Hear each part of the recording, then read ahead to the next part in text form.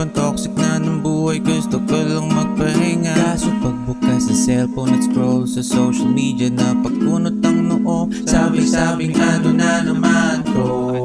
Napasabi talaga ako, ano na naman to? Ano namang kalokohan to? Yo, ngayon pag-uusapan nga natin nag-viral na story or mga post tungkol sa nangyari nga daw na sunog. Men, tulong, may sunog daw sa sulfur event ni Ken na member ng SB19. So, during the event, may part nga doon na parang nilagyan ng nagpa-ignite ng apoy si Ken doon sa gilid ng stage. Because, I mean, it makes sense. The title of the event is sulfur, which is it ignites fire. And if you actually listen to the song of sulfur, may kinalaman siya sa apoy, no? Like, you know, if you think about it, it makes sense yung concept na yon na naisip nila. Pero I guess may mga bagay na hindi masyadong nakalkula during the event. During nga ng event na yon, medyo lumaki at naging delikado yung apoy. Pero hindi naman sobrang laki Again, don't get me wrong, hindi siya sobrang laki.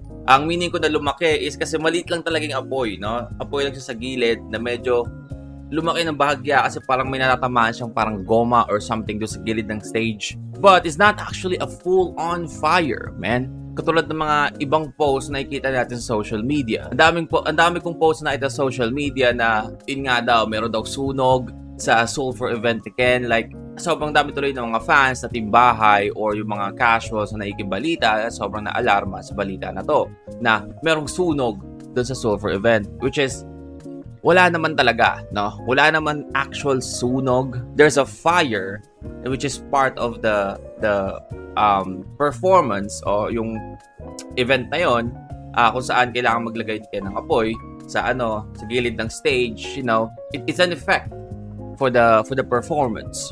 And again, as I mentioned earlier, it makes sense because it's sulfur. It ignites fire. And I guess yun yung gustong ipakita ni Ken. Of course, Ken is an artist. Alam naman natin yan. So, gusto niya ipakita, aside from, you know, his talent on singing, songwriting, and performing, gusto niya ipakita yun visually as well. And alam naman natin na, ganyan din naman ang SB19 whenever they perform or with their concert, right? It's always visually stunning. Like, aside from the performance itself, gusto nila na hindi lang mabubusog yung tenga ng tao, mabubusog din yung mata ng tao pag nag-perform sila. Pero yun na nga, pinaka nangyari dito is, it seems like the staff during the event gumamit ng maling fire extinguisher na nag-cause ng sobrang kapal na usok after patayin nila yung apoy na, you know, nagdahilan para i-evacuate yung mga tao sa event. Nga, may mga nagkasabi na medyo masakit na sa baga yung amoy ng usok, which is understandable. Again, hindi naman siya open area, no? So, of course, yung smoke is, you know, mag-i-stay lang doon sa loob. So, kailangan talaga evacuate yung mga tao. And I guess, yun yung masabi natin ng mali doon sa nangyari na yon, na event na yon, lalo na sa mga staff and, you know, team behind the concert. First is yung calculation nila about putting fire. Because again, we cannot blame, kasi marami ko nakikita na ng mga comments na dapat hindi ginawa ni Ken na maglagay ng apoy kasi sapat na yung talent ni Ken para, you know, gawin yung mga para mag-perform and ma-amaze yung mga tao. But then again, there's nothing wrong with, you know, putting extra effort and you know, putting fire as part of the event. Kasi marami na gumagawa na ito, like Las Vegas, you know, marami ng events and the performances na gumagamit ng apoy. But again, we just have to make sure na kalkulado lahat, na magiging safe siya para sa mga manonood. And of course, sa artist na nag-perform. And I guess, dun siya nagkulang sa calculation na yon. And the fire, naapula naman agad kasi hindi naman siya sobrang lumaki talaga. Sa totoo lang, kung makikita nyo dito sa video, before gamitin nyo yung fire extinguisher, napakaliit lang ng apoy, man. Napakaliit lang ng apoy. Diba? I mean, nakaka-worry siya, of course, no? Kasi ganitong klase ng apoy, ito yung alam natin na pwedeng lumaki and pwedeng kumalat, but pwede siyang ma-contain agad, no? Easy to contain. Umpisa pa lang no? But the thing is, it seems like they use a wrong fire extinguisher.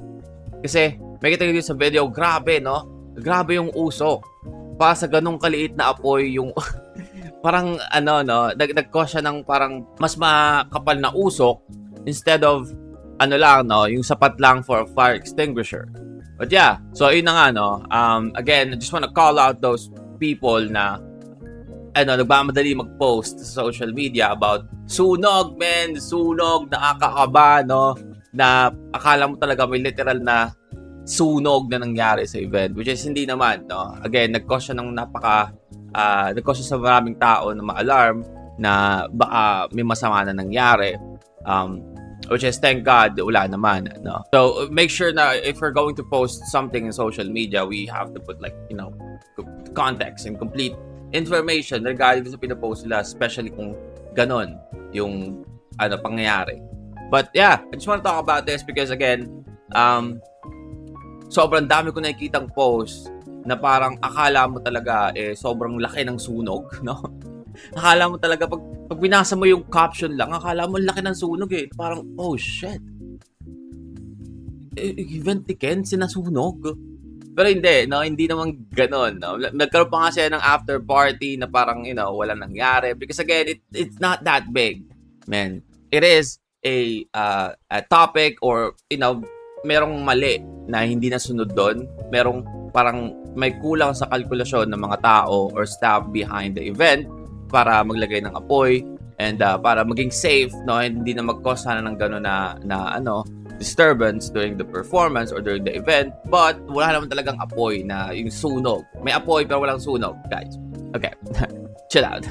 So yeah, I just wanna yap about this because sobrang dami ko nila sa social media. Yeah, yun lang.